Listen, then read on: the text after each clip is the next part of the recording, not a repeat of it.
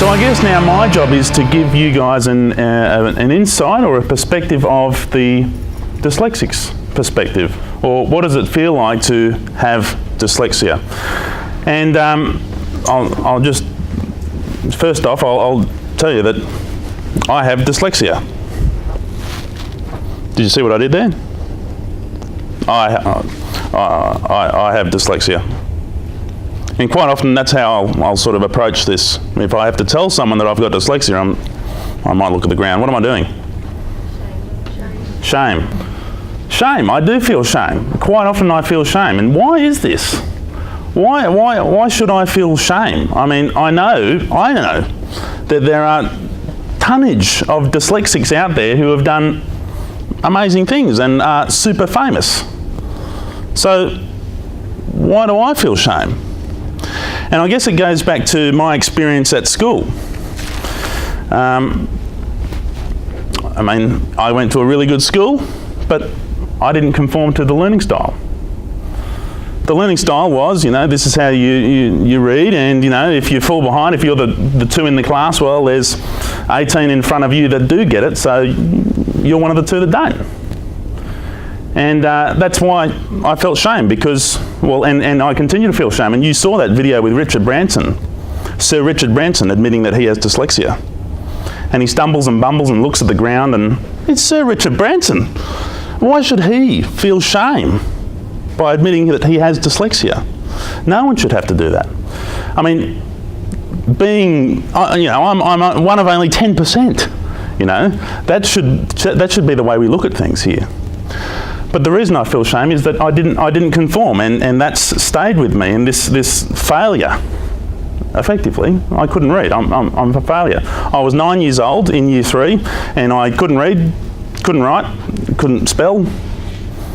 I couldn't do it, but other kids could. So I didn't conform to the learning style. There was a bit of a round peg in a square hole, and it wasn't the teacher's fault. It was just that I didn't get it, and I felt shame because I wasn't among one of my peers, this 90% group. So what happens when you're in this, I was in the 10%, so what happens when you're in the 10%? You're one of the two in the classroom who doesn't fit in. And I'm not saying doesn't fit in socially. I can hold a conversation, that's no problems, but doesn't fit in when we're doing exercises at school, group reading where you go around in the circle and everyone reads a sentence, and then it gets to you and you think, I don't know what this is about, or you read 10 sentences ahead and you try and figure it out, and because you're number 11, so you read ahead, and then you still stuff it up. Everyone looks at you. So you retreat into what Mum and I sort of termed, Marianne and I termed as Lalala Land, and that's a safe place. And you see, and I guess this is part of where the shame comes from as well, because when you're in Lalala Land, you're not aware of your senses. That's why you see kids running down the road and mum's sitting there calling out, stop, stop, stop, and the kid keeps running, because the kid's in their own little world, right? They can't hear. And that was this Lalala Land. Couldn't hear, I'd be in the classroom, but I wouldn't be in the classroom, I'd be in Lalala Land. And it was much better there, right? I was safe there. I didn't have to worry about, conforming. And then this is where you're dumb, you're stupid, right? Because I was in the safety zone. And when I'm in the safety zone, I'm not aware of my senses. And I'm not then I'm checked out of learning, effectively. I'm not in the classroom anymore. So even if I go to, and you teach me, I may be in Lalala Land, so I'm not actually hearing what you're saying. So, you're a space cadet.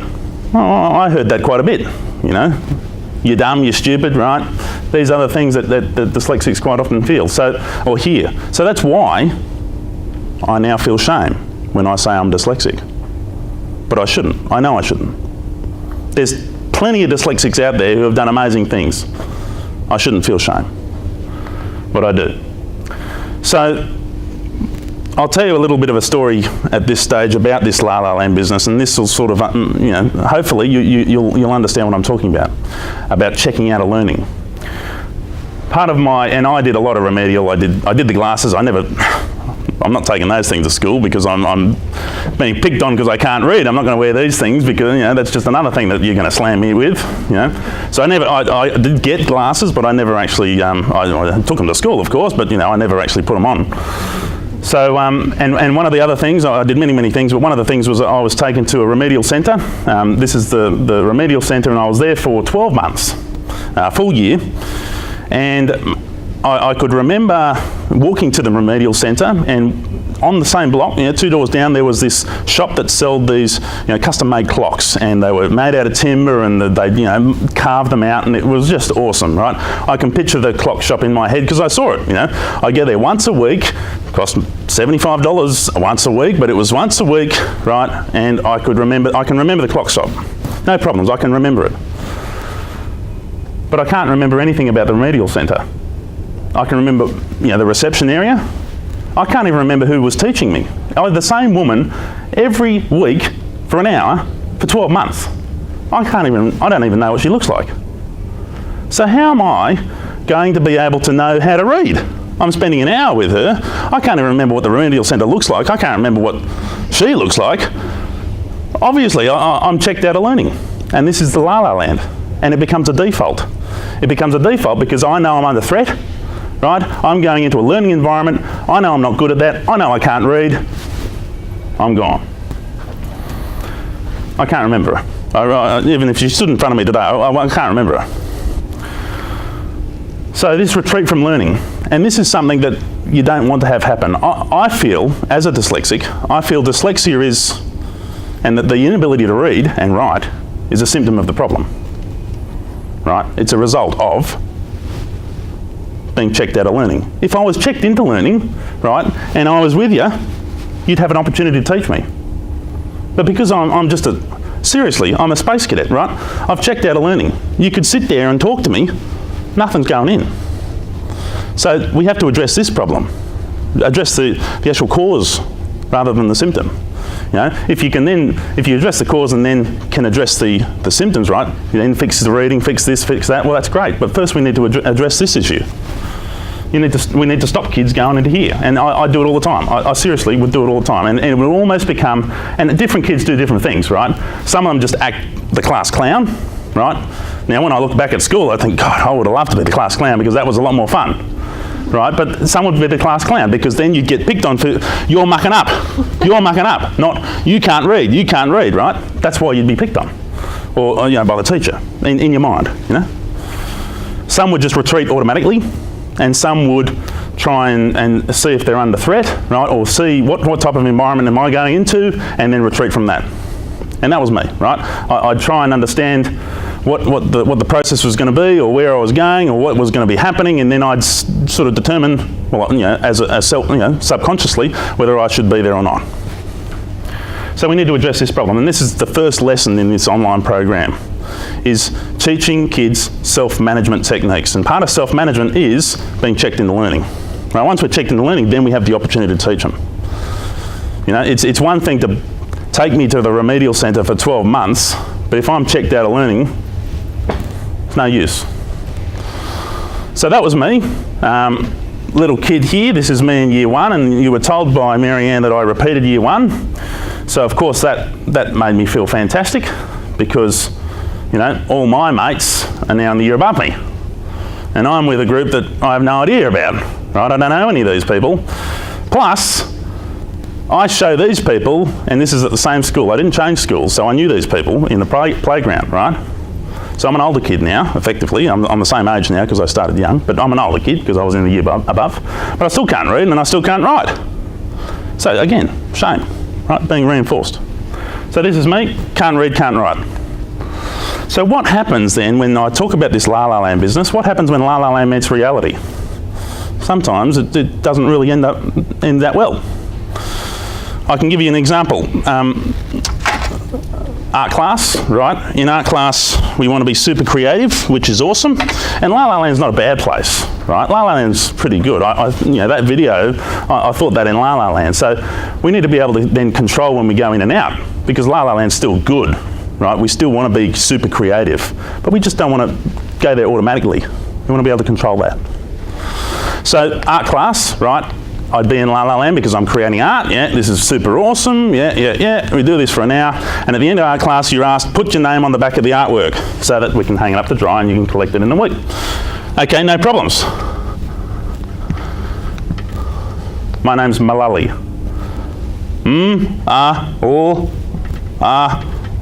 E. That's what I write on the back. It's not how it's spelled, but that's what I write on the back. I spell phonetically. How it sounds is how it's spelled, in my mind. It's actually spelled like this.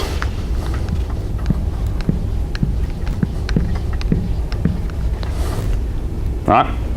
Now, okay, that's how it's spelled, but that's how it sounds. So to me, as a 9-year-old kid, or this is in year 1, so younger than that, 6 or 7, that's how I spell it. Because I've never been asked to spell your own name. I don't know what it is. And that's how I spell everything, phonetically, right? How it sounds. So when I did that, the teacher picked up my artwork and held it up to the class. This is the class, right? Held up the artwork and said, whose is this? And I was super proud of my artwork, right? I thought that was pretty good. That was a bee's knees. So, yes, it's mine. And she turned it around and said, you don't even know how to spell your own name. The whole class is here. This is at the end of the class. You don't even know how to spell your own name. Don't you know? Oh, no, I don't know. To me, that's how it's spelt. How it sounds is how it's spelt. So it's not necessarily, you know, when these two worlds meet, if the kid doesn't know, then it needs to be checked into learning. So that's where this idea of patience comes in. And some teachers had a lot of patience, right? I mean, a 9-year-old kid doesn't know how to read and doesn't know how to write. I mean, you know, you've got to be patient if you've got one of them in the class. Mum was super patient. You know, I'm a person personally, right? I'm not really that patient. I'm a Gen Y, I want it right now, right? So when I'm educating Marianne about how to make slideshows, right, it's super frustrating for me because I'm not really patient. And, you know, how many times do I have to tell you? Right, if she did that to me as a 9-year-old kid, how many times do I have to tell you this word is the? Don't you get it? And she didn't do that, right? But, you know, me, I look at her and say, come on, Mum, it's Control-C, Control-V, copy-paste. Right? But this idea of patience. And teachers are, some teachers are super patient, others are not. It's just, you know, the run of the mill, whatever you get. But this idea of love. And this comes back to the mother on a mission, the father on a mission, the grandmother on a mission, right? At the end of the day, the teacher goes home to their family. But the kid goes home to mum and dad, right? And teacher, you know, 12 months on, he's teaching another class and we're down the line here, but still, mum and dad and the kid are together. So that's where love comes in, and that's why a lot of parents, and we've heard a lot about this parents taking action stuff, and we've got a parent support group and everything like that. It's because of love, and that's awesome. So I had a teacher who was super patient with me, and of course I've got remedial at school. I go out, you know the classes that you get pulled out for an hour in the day or something like that, right? Does anyone else, you know those classes, right? Isn't that a confidence builder, eh? Just another. You're going to special, and they call it special ed too because you got special needs, you know. Anyway, so it's super awesome. So I've got this every day for a week. And her name was Mrs. Anderson, and she was super patient. I've got to give her credit. Because every day that week, I wrote one word on a piece of paper. And it started with B. And this is how it starts. So this day I'm going to write B, B, B, like this. B, B, B, B, B, like this. B, B, B. And then E. C, so the word is because, and I had no idea what this word was. B-E-C-A-U-S-E.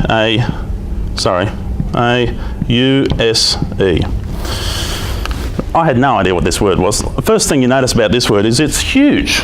I'm used to dealing with 3, 4 letters, right? This thing's got 7, right? Okay, I'm confused. I'm going to retreat into the Lalala Land, right? So, because, and I'm going to fix that A because it's annoying me. And I'm going to make a real mess about it. So B-E-C-A-U-S-E. Okay. So as a dyslexic kid, I look at that and say it's a big word. I don't know how to say it because, you know, to me, I spell things how they sound, right? And I know letters have multiple sounds. Do I know what the sounds are? No. Do I know which ones go with which letter? No. So I've got one sound per letter. That's in my toolbox. B, E, K, A, sorry, A, S, E. Okay, I'm not going to get this word. So I get confused and I go into this, panic mode. I've got to get this word, I'm reading it out, or I've got to write it. You write out your spelling list. So, I get confused, and then I might swap that letter around because I don't know what this word is. So obviously I've read it wrong. So I have to swap the letters around. And I don't think about this. This is just what happens. So this B becomes what? D, yeah. What else could it become? P, yeah. Okay, so maybe a P, might be a P, I don't know. And then a Q. I don't know, could be any of them. And then I look at these other letters and, okay, maybe we leave that one like that, but maybe this might not be a C. Might be something else, I don't know. Might actually just look like that. Could be. Or, and I'll stand over here so you guys can see. The C, okay, the A we might leave like that. The U, okay, we might leave like that as well. Let's give this kid some credit. The S, what's another letter that looks like S? Z. Z, might be a Z. Yeah, or it might be a 2, because sometimes, it could be a 2 as well. And then we've got an E, and let's say we put it the right way around. So then you see I've got a different combination here. And then I've got a different combination here and a different combination here. So that's why I don't know what to say with this word. I can't get this word. So anyway, Mrs. Anderson, she made me write because out every day, right? I'd learn because, and I learnt because. And I went home on Friday and I said, Mum, I'm fixed. I know how to spell because. B-E-C-A-U-S-E, B-E-C-A-U-S-E, B-E-C-A-U-S-E. And I did. And her words to me when I was making these slides was, I remember when you did that. And I remember thinking, gee, he knows how to spell one word. This is going to be and it took him a week, one-on-one with Mrs. Anderson Remedial. It's going to be a long haul. So there are plenty of good things about dyslexia. Having dyslexia is awesome. I can tell you it is awesome. Okay, you are one of 10%. 90% of the people are boring. You are one of 10%. Now, how is it awesome? It's awesome if I can control when I'm going to be a space cadet or not. If I want to be a space cadet, I'll be a space cadet, no problems. Because if I have to make a video, or if I'm sitting on the train, I can be a space cadet. I don't have to really think about things. So I can think about creating these awesome videos and that sort of stuff. No problems. So there's plenty of good. And you saw all of those famous people, right? They've all done good things too. The other thing is I have the ability to vibe people. I don't know where I picked it up. Probably because I can sense if you're going to cause me danger, right? You're going to ask me to read something. You're going to ask me to write something. You're going to ask me to stand up in class and read a sentence, right? I can vibe people. Or, oh, you're all right. Yeah, okay. Yeah. So I can vibe people. For some reason I can vibe people. I can pick up vibes. What are you thinking? Oh, you're going to be a threat to me. So there's awesome stuff about being dyslexic, right? If you can self-regulate. Because if you can't self-regulate, then you're not checked into learning. You don't have the opportunity to learn. Self-regulate, you then have the opportunity to learn. Because the kid is now in the here and now. I'm now in the here and now. And I can tell you, when I learnt this self-regulation thing, and then I went on to the next day of the course and that sort of stuff, and then I got started to I was taught how to read, right? And of course I didn't know how to read. So now I've gotten self-regulation, I'm now checked into learning, I can now have the opportunity to be taught to read, okay? And 5 days was this course. On the last day, the idea is the parent comes in and gets taught how to do the support work. So, Mum comes in, she's sitting at the end of the table, and I'm doing the reading. I'm reading out. And she starts crying.